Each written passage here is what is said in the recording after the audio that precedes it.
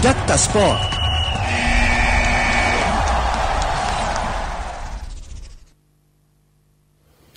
Rekan Dakta, Anda masih mendengarkan program Dakta Sport. Rekan Dakta, belum jelasnya Liga 1 di tahun 2020 mendorong beberapa pemain asing eksodus ke negara lain. Hal ini tentunya akan berdampak pada persiapan klub-klub di Liga Indonesia untuk berkompetisi di musim ini jika sudah diizinkan oleh pihak pemerintah dan kepolisian. Lalu bagaimana persiapan dan juga apa pengaruhnya terhadap eksodusnya pemain-pemain asing di Liga Shopee, Liga 1? Kita akan membahasnya bersama dengan redaktur bola.com Egy Esa. Assalamualaikum warahmatullahi wabarakatuh, Mas Egy. Iya, waalaikumsalam warahmatullahi wabarakatuh.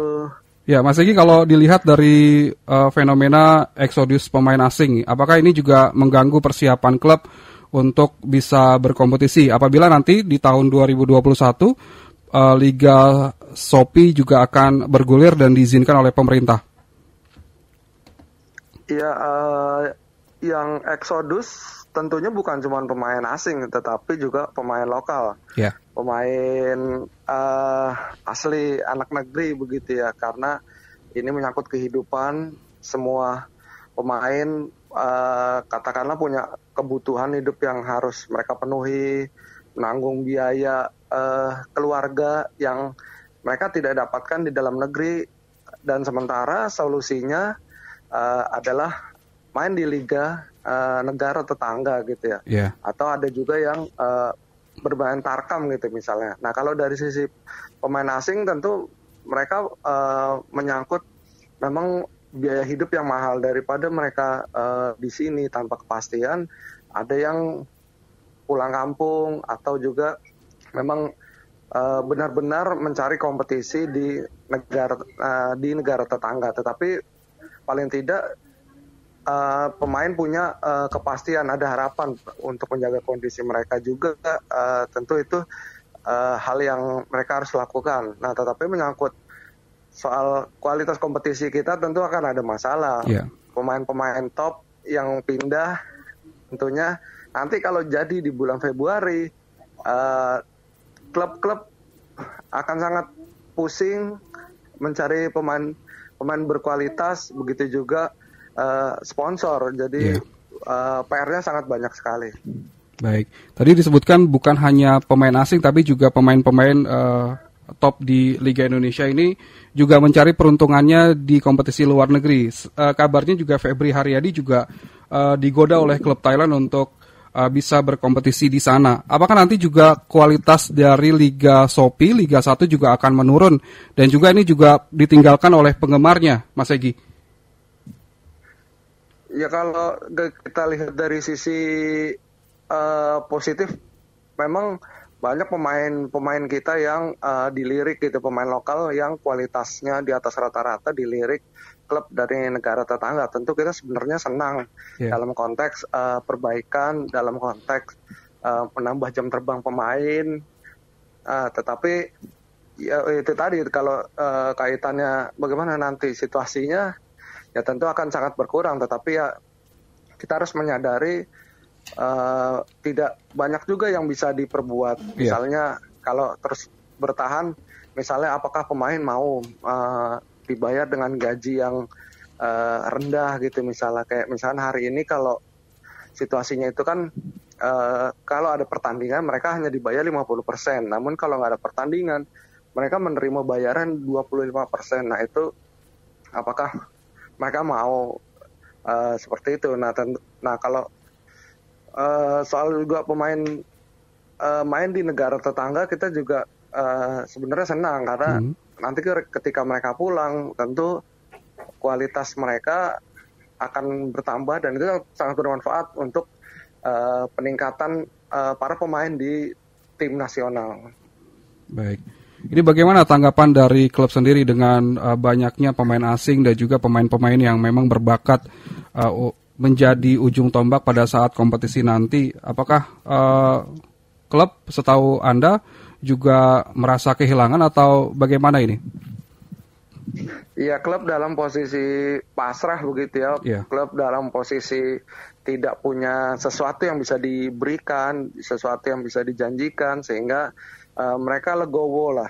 iya, Mereka memberikan apapun keputusan pemain, karena untuk memberikan pemain bertahan, mereka tidak bisa memberikan jaminan apa-apa. Misalnya, uh, katakanlah dari kontrak yang iya, awal sudah disepakati, semua klub jauh-jauh hari kemarin banyak merevisi kontrak mereka dengan pemain.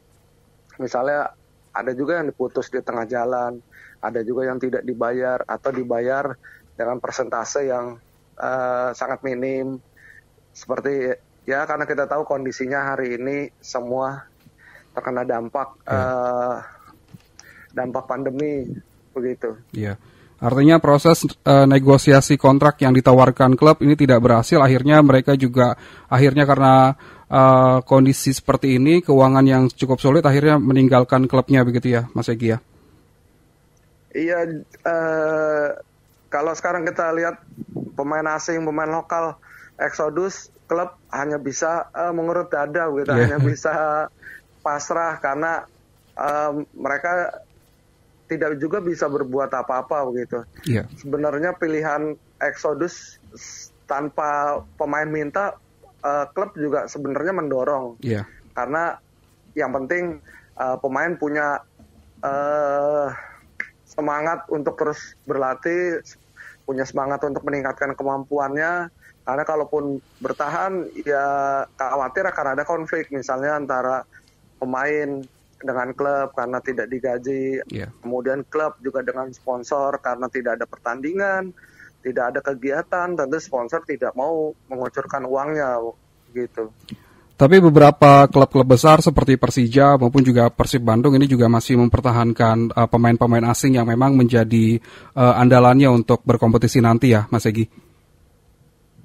Ya, itu lebih ke ini ya, kebanyakan pemain yang bertahan itu karena loyalitas Iya, begitu ya. Misalnya kalau ada pemain yang bertahan, mungkin mereka sudah nyaman dengan situasi di Jakarta atau situasi di Indonesia, dan juga mereka menyadari kalaupun mereka pindah ke negara tetangga, klub negara tetangga, mereka harus benar-benar mendapatkan kepastian. Misalnya sudah tidak perlu lagi ikut trial, tidak perlu lagi coba-coba. Kalau hanya coba-coba, tentu hidup di negara tetangga juga memerlukan biaya yang besar.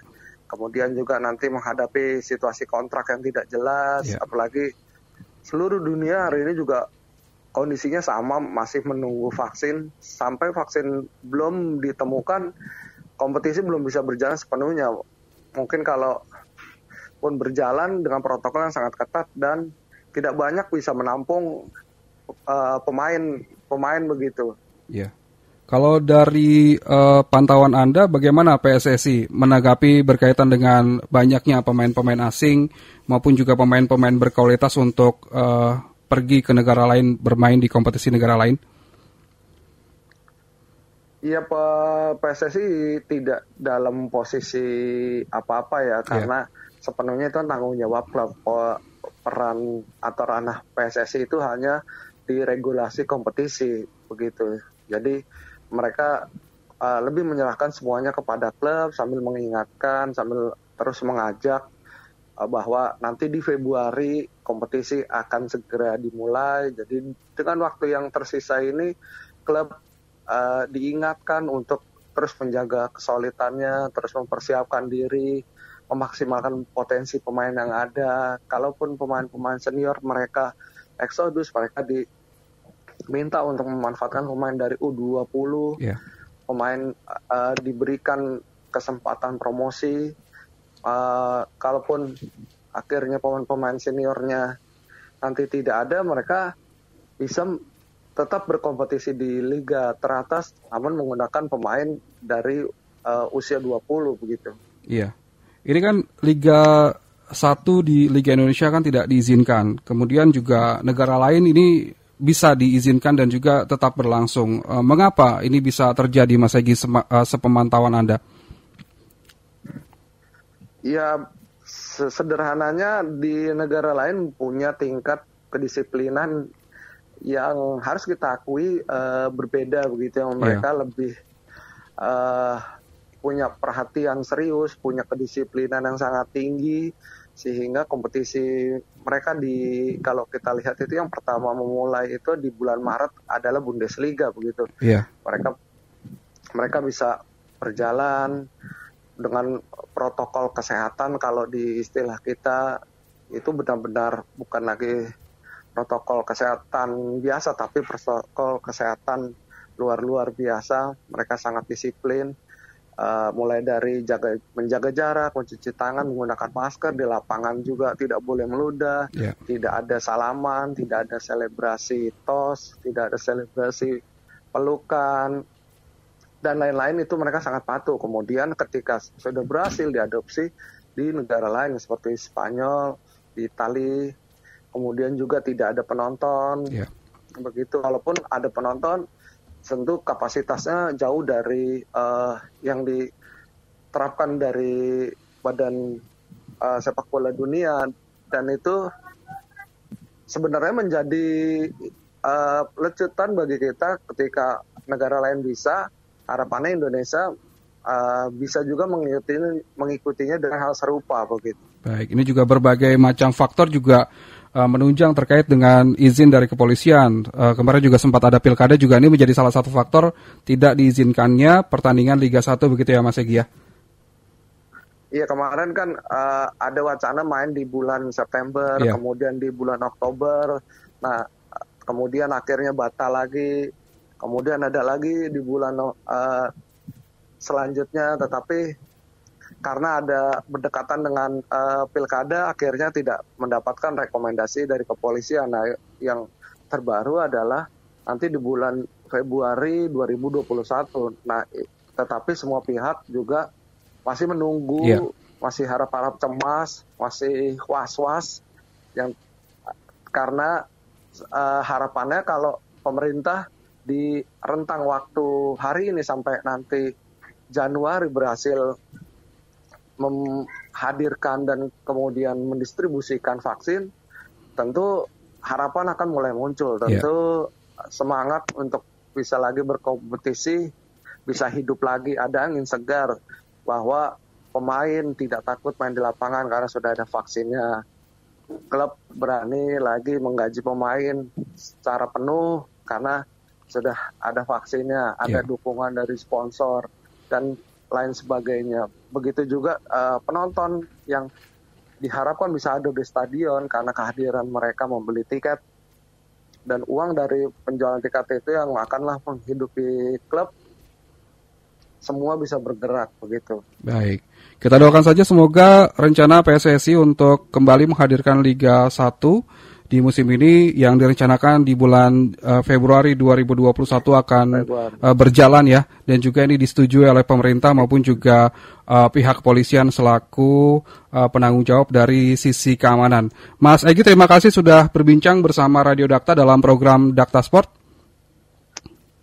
Terima kasih. Waalaikumsalam warahmatullahi wabarakatuh. Baik, selamat menjalankan aktivitas. Wassalamualaikum warahmatullahi wabarakatuh.